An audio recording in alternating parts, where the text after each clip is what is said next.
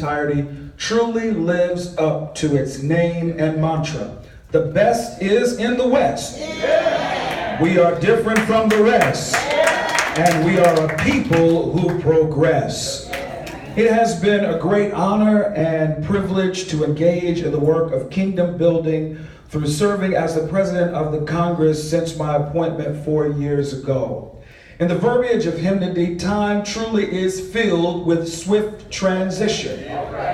If precedent precedes, our journey together in this capacity is coming to an imminent close, though it feels like it just begun.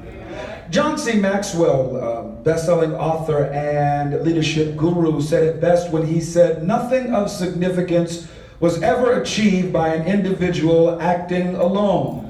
Wow. Look below the surface and you will find that all seemingly solo acts are really team efforts. The co-laborers responsible for the level of excellence that we have enjoyed in facilitators, facilities, food, fellowship, and finance, I am endeared to. Namely, the Congress Cabinet, comprised of Dr. Robert S. Gray, our Vice President, Pastor Edwin Stallworth, who serves as our Dean, the Youth Director, Sister Joyce Williamson, and Assistant Youth Director, Sister Ann Partee, along with our recently appointed Congress Secretary, Sister Angela Hicks. Also the host of this 54th Congress of Christian Education and Youth Convention, third Vice Moderator Willie E. Brown, and the Macedonia Baptist Church of Argyle. Can we salute all of those persons with a hearty applause? Let me say additionally, the efforts of static staffing such as the finance and culinary teams do not go unnoticed and are appreciated as well.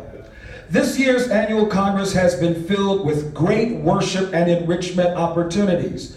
And my appreciation is extended to the highly sought after and heftily tasked preachers and ministers and presenters who consented to share with us this week. Among them, the Congress Director for the National Baptist Convention of America Incorporated International, Dr. Joel Taylor. I always say Joel Gregory, but Joel Taylor, and the National Youth and Children's President who presides for us tonight, Reverend Marcus Stovall.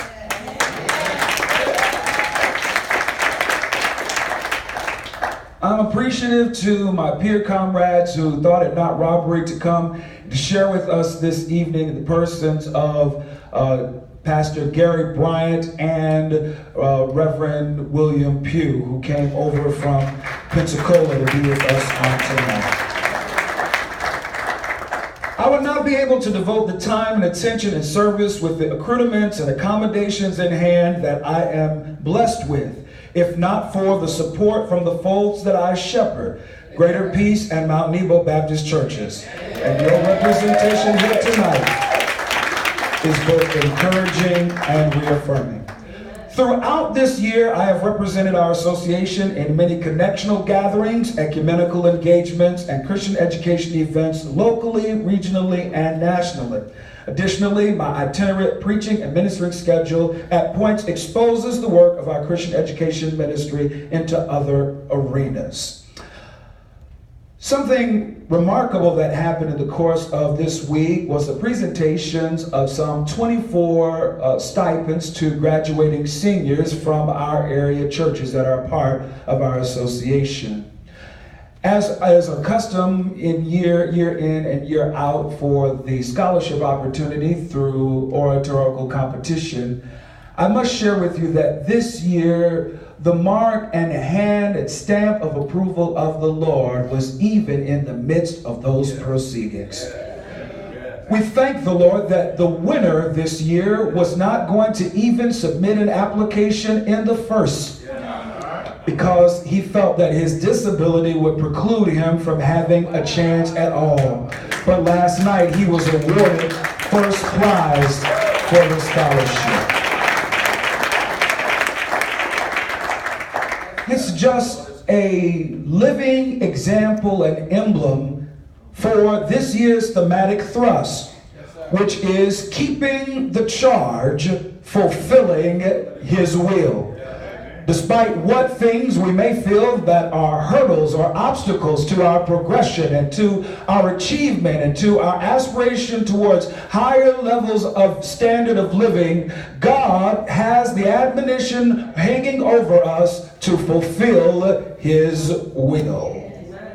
It's an admonition to completely live out the call, to live up to all that God has conceptualized concerning each and every one of us.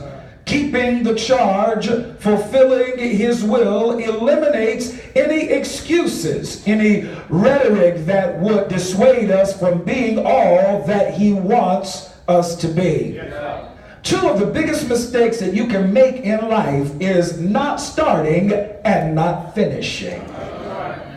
Focusing on your life's last chapter is paralytic to the penmanship of the first. Our text lesson tonight, for just a little while, is found in the Gospel according to St.